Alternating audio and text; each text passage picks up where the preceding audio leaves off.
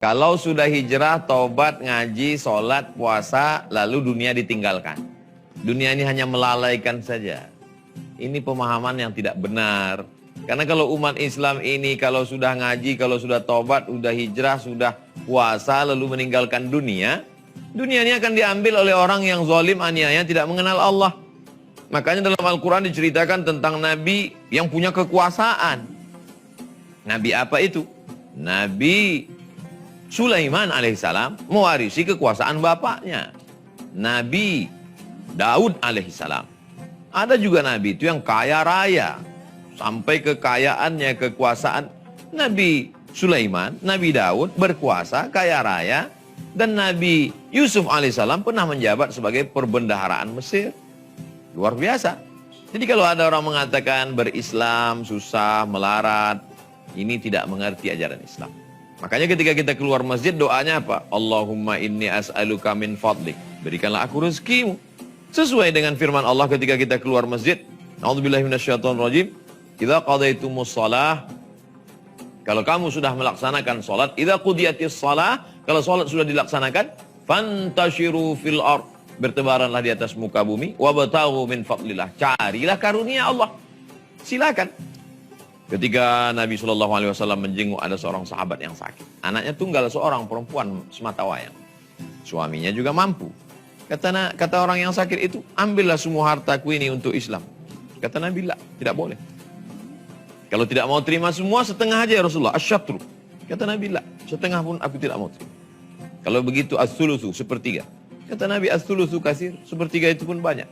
Antada awarasataka aghniya. Tinggalkan anak cucumu, keluargamu dalam keadaan mampu secara finansial. Khairun, lebih baik. Min anta da'ahum alatan, daripada kau tinggalkan mereka miskin, susah, melarat. Yatakaffafuna 'alan nas, minta ngemis. Tidak boleh meninggalkan. Yang tidak boleh itu adalah karena takut anak cucu miskin lalu korupsi. Menghalalkan segala cara. Menghalalkan riba, tipu-tipu, bohong, curang timbangan. Itu yang tidak boleh. Adapun orang Islam yang mencari harta. Lalu apa beda kita dengan orang yang tidak beriman? Sama-sama sibuk dengan dunia mencari harta. Beda. Mereka mencari harta untuk dunia. Orang beriman cari harta mau bangun masjid. Memangnya kalau bangun masjid kenapa? Man bana masjidan, siapa yang bangun masjid? Banallahu mithlahu baitan fil jannah. Dibangunkan Allah untuknya satu tempat di surga. Memangnya kalau dia punya harta untuk apa? Supaya jangan sampai jadi pendusta agama. Ara'aital ladzi yukadzibu biddin. Tahukah kamu siapa itu pendusta agama? Fadzalikal ladzi yad'ul yatim. Mereka lah yang membiarkan anak yatim. Wala yahuddu 'ala ta'amil miskin. Mereka tidak peduli kepada fakir miskin. Memangnya kalau duit banyak, harta banyak bagaimana? Ingin dekat dengan Rasul. Ingin dekat dengan Rasul kan cukup dengan selawat. Ada satu lagi. Ana wa kafilul yatim kahataini fil jannah. Aku dan orang yang menyantuni anak yatim seperti ini dekatnya di surga. Jadi harta itu bukan tujuan, harta itu hanya wasilah, cara. Sehingga kalau dia sudah berusaha, bisnis sudah ikut pelatihan, modal sudah cukup, segala usaha sudah tidak tercapai, dia tidak bersedih, tidak berduka. Mengapa? Karena dia anggap harta itu hanya cara dan Allah tidak merestui dengan harta itu dia dekat kepada Allah. Ada cara yang lain. Orang yang susah dengan sabarnya, orang yang kena musibah dengan ridhanya, orang yang punya harta dengan amalnya. Dua-dua ujian. Banyak orang salah pikir. Kalau harta banyak, harta melimpah, nikmat. Kalau miskin, susah, melarat, laknat. Dua-duanya ujian. Liyabluwani, untuk menguji aku. Ashkur, apakah aku menjadi orang yang bersyukur? Am akfur, atau aku menjadi orang yang kufur nikmat. Begitu kata Nabi Sulaiman alaihissalam ketika dia melihat nikmat yang luar biasa diberikan Allah subhanahu wa ta'ala. Silakan punya harta berlimpah, tapi hidup menjadi berkah dengan apa? Dengan sedekah. Sebab setiap pagi Allah kirim 2 malaikat. Apa kata malaikat yang pertama?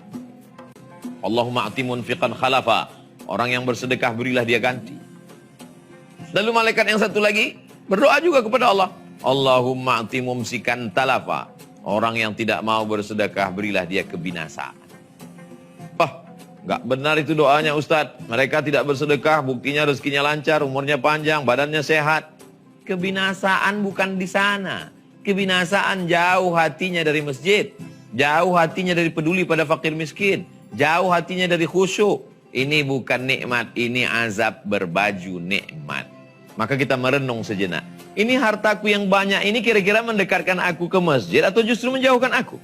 Ini hartaku yang banyak ini mendekatkan aku kepada hamba Allah fakir miskin du'afa atau justru menjauhkan aku?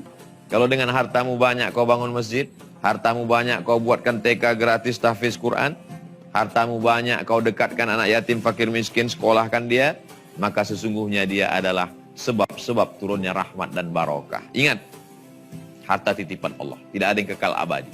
Coba renung sejenak. 10, 20, 30 tahun yang lalu, berapa banyak orang kaya mati hilang menjadi tanah. Yang kekal abadi hanya amal soleh. Silakan cari harta berlimpah, namun hidup tetap berkah dengan sedekah. Berkah selalu, sukses. Assalamualaikum warahmatullahi wabarakatuh.